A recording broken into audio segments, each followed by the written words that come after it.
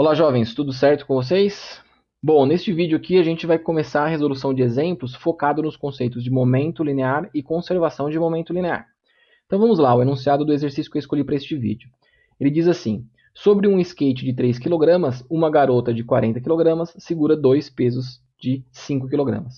Em repouso, a garota arremessa os pesos, um após o outro, horizontalmente para trás.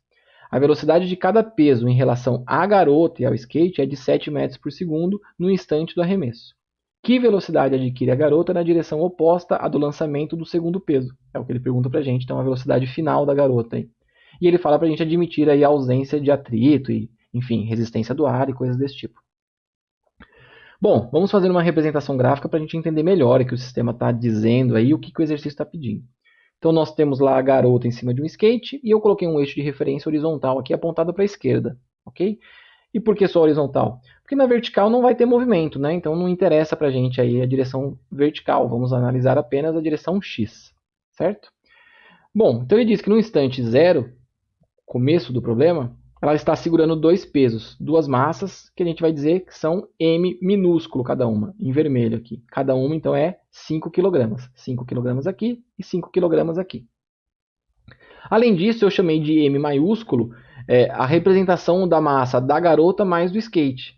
Então, a garota mais o skate é 40 mais 3, então é 43 quilos. Então, toda vez que eu citar M maiúsculo, é isso que eu quero dizer, é a massa da garota e do skate. Porque a garota e o skate vão estar sempre juntos, então não tem necessidade da gente tratar ela de forma separada. Então a garota e o skate é a massa M maiúsculo, ok? E inicialmente ela está em repouso, velocidade igual a zero. E isso interessa para a gente porque eu consigo definir o momento total desse sistema garota, pesos e skate como sendo zero, né? Afinal de contas, a definição de momento linear é igual a massa total vezes a velocidade. Como a velocidade é zero, então o momento linear total inicial é zero. Só que num próximo instante, no instante t1, ela joga uma das massas para trás. E aí agora o nosso sistema é como se a partícula que a gente tinha inicial se dividisse, né? Ele se dividisse em duas partes. Eu tenho uma parte que é a massa que ela jogou para trás e a outra parte que é ela, o skate, e a outra massa que ela está segurando.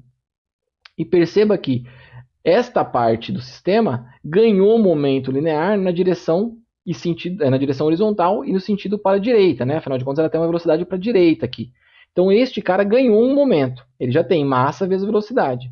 Só que o momento total do meu sistema deve se conservar. E por que isso? Porque a força com que ela jogou a massa é uma força interna, afinal de contas ela faz parte do sistema. Então esta força é uma força interna e a gente já viu nas nossas notas de aula aqui e nos nossos estudos que forças internas não alteram o momento linear total do meu sistema. Ou seja, eu estou dizendo aqui que as forças externas são zero, né? Não tem nenhuma força de resistência do ar e do atrito e também não tem nada no exercício que diga que tem uma força horizontal aplicada, externa. Toda força que acontece no nosso problema é uma força interna. Sendo assim, o momento linear deve se conservar. Ou seja, o momento linear antes dela jogar tem que ser igual ao momento linear depois dela jogar.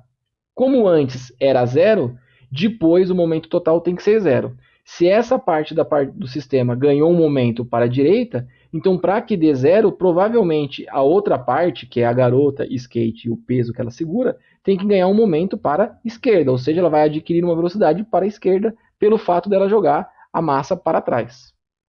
Depois, num outro instante, ela vai jogar a segunda massa.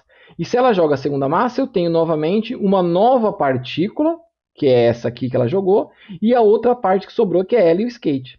Essa nova partícula também ganha outro momento para trás, ela ganha velocidade para trás. Consequentemente, o que sobrou, que é ela e o skate, tem que ganhar mais um aumento de velocidade para frente. E aí ela vai ter uma velocidade V2 final. E é esta velocidade que o exercício está pedindo para a gente. Mas vamos lá, vamos começar a resolver o nosso problema e eu vou resolver por etapas. Eu vou primeiro olhar a etapa entre 0 e 1 e depois eu vou olhar a etapa entre 1 e 2, ok? Então, na primeira etapa, a gente tem o seguinte. A gente tem lá aqui o momento total inicial P0 tem que ser igual ao momento total final P1. P0 é a massa da garota do skate, mais duas vezes as massas que ela está segurando, né? Porque ela está segurando duas massas M, vezes V0. Isso tem que ser igual, então, a o momento da partícula garota, skate e peso. Então, é a massa da garota e do skate mais o peso que ela segura vezes a velocidade V1 que ela adquiriu. mais o momento da partícula que ela jogou para trás aqui. Então, é massa vezes a velocidade Vm, ok? Só que a gente já sabe que Vm é igual a zero. Então, o lado esquerdo da equação aqui se anula. Então, se eu quero determinar V1, basta eu identificar quem é Vm. Aí você pode me perguntar, professor, Vm não é os 7 metros por segundo que o problema diz no enunciado que ela jogou cada partícula, cada massa? Não, né? Porque ele diz que 7 metros por segundo é a velocidade relativa desses pesos em relação à garota e ao skate. VM é a velocidade que um observador externo está tá olhando, né? A gente está vendo externamente, a gente está olhando para o sistema e a gente vê essas velocidades, V1 e VM. Então a gente tem que fazer uma análise de movimento relativo aqui, que é simples, é só uma análise vetorial. É o seguinte, ó, pega aqui um observador externo e ele olha lá e vê a garota numa posição que é definida pelo vetor RG aqui. Então é o ponto da garota aqui, né? A posição da garota. Então eu tenho o vetor R, que é a localização da garota. Eu também tenho a massa que ela jogou. E eu tenho, para este observador, o vetor que diz a posição da massa referente a ele. Só que se eu tenho esses dois pontos, eu também tenho um vetor relativo aqui, uma distância relativa entre M e G, entre a massa e a garota, que eu vou chamar de um vetor relativo. E eu posso representar esse sistema aí, então, como uma soma vetorial. Eu posso dizer que a posição da massa é igual à posição da garota mais a posição relativa entre os dois, a distância relativa entre os dois. E se eu derivo no tempo essa igualdade aí, essa equação, eu sei que a derivada temporal de posições vai me dar as velocidades. Então eu vou ter a velocidade da massa Vm, que é aquela que o observador enxerga, que está lá na nossa expressão, é igual à velocidade da garota mais a velocidade relativa entre os dois, entre a massa e a garota. Se eu tirar o caráter vetorial, eu lembro que a velocidade da garota é no sentido para a esquerda e a velocidade com que ela jogou a partícula é oposta, né? Ela joga para trás. Então é uma velocidade negativa no meu sistema. Então eu tirei o caráter vetorial e coloquei um menos aqui, porque essas duas velocidades têm sentidos opostos.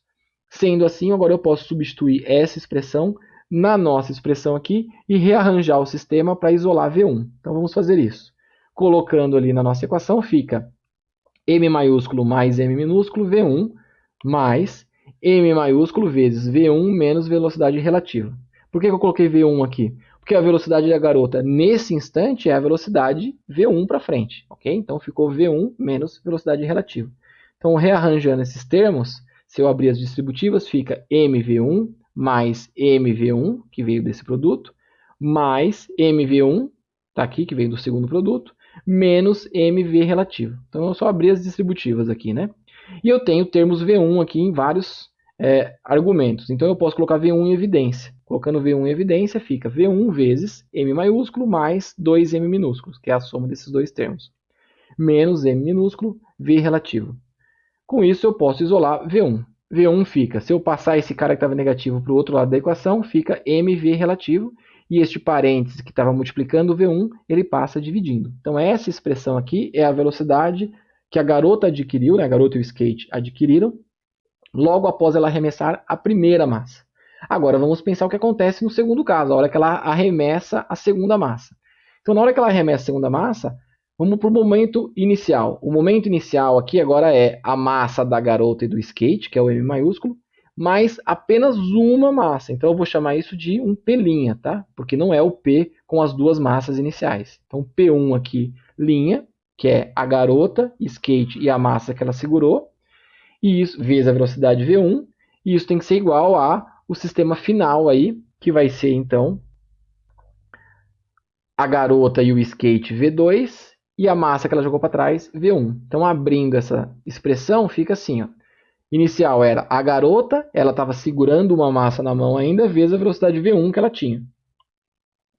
Igual a garota e o skate, né? Vezes a velocidade V2 que ela adquiriu, mais a massa que ela jogou, vezes a velocidade com que ela jogou a massa. Então, ó, momento inicial, momento final, que é o momento da garota e o momento da última massa, ok? E eu tenho que o Vm é a mesma relação. Vai ser a velocidade da garota menos velocidade relativa entre os dois. Então, se eu substituir aqui, fica M maiúsculo mais M vezes V1 igual a M maiúsculo vezes V2 mais M. Agora, a velocidade da garota nesse instante agora é V2, tá? Cuidado, não é mais V1 igual a gente usou no primeiro instante. Agora, a velocidade dela é V2. menos a velocidade relativa com que ela jogou a segunda massa. Rearranjando esse sistema, fica esse parênteses vezes V1 igual a V2 vezes M maiúsculo mais M minúsculo. Da onde que vem esses caras? O M maiúsculo vinha daqui e o M minúsculo veio deste produto, ó, M vezes V2. Então veio um M minúsculo aqui multiplicando o V2 também. Menos, né, velocidade relativa vezes a massa minúscula que estava aqui. Então eu tenho essa relação aqui. E aí eu posso dividir toda a minha equação por esse parênteses. Então no V1 aqui vai sobrar 1, no V2 também sobra 1, e vai sobrar na massa M minúsculo aqui esse parênteses dividindo. Então nossa expressão fica desse jeito se eu isolar o V2. Esse cara era negativo, foi para o outro lado positivo.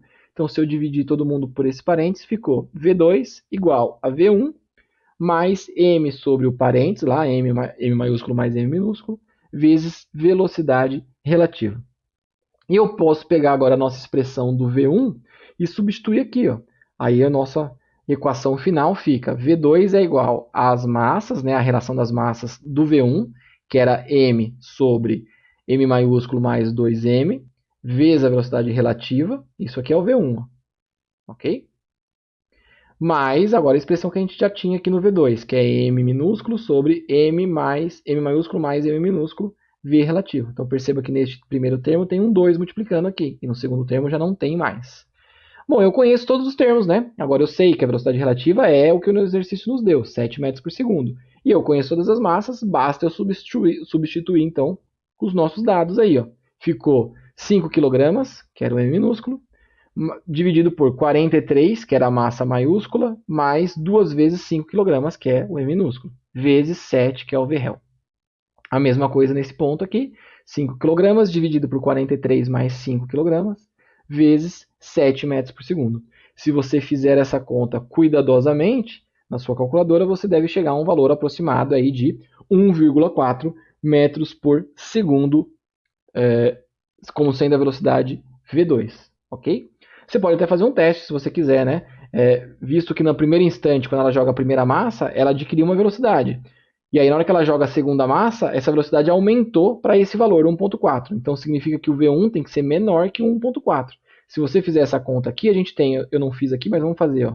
Eu teria a massa M minúsculo vezes velocidade relativa, é 5 vezes 7. Então, aqui em cima dá 35.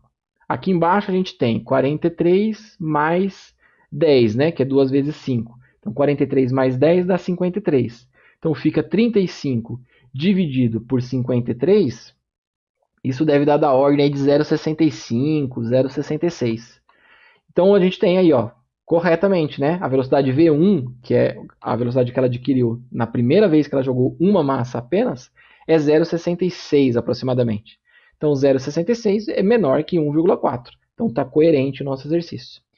Beleza, jovens? Então é isso. O princípio aí de conservação de momento linear. O que é interessante nesse exercício aqui é que ela quebra aquele paradigma intuitivo que todo mundo tem, né? De que força interna não altera o movimento do sistema. Cuidado, força interna não altera o movimento do centro de massa.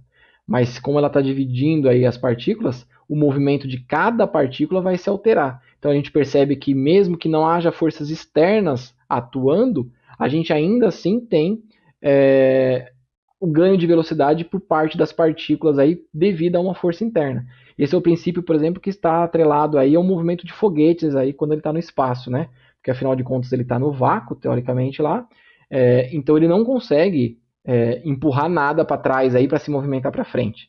O que acontece ali é que ele está expelindo gás com uma certa velocidade para trás, né? O gás do combustível, e aí como ele parte da massa dele foi expelida como combustível, ele adquire uma velocidade para frente devido a essa ejeção de partículas para trás. Ok? Então é isso, jovens. Bons estudos aí para vocês e qualquer dúvida estou à disposição. Valeu!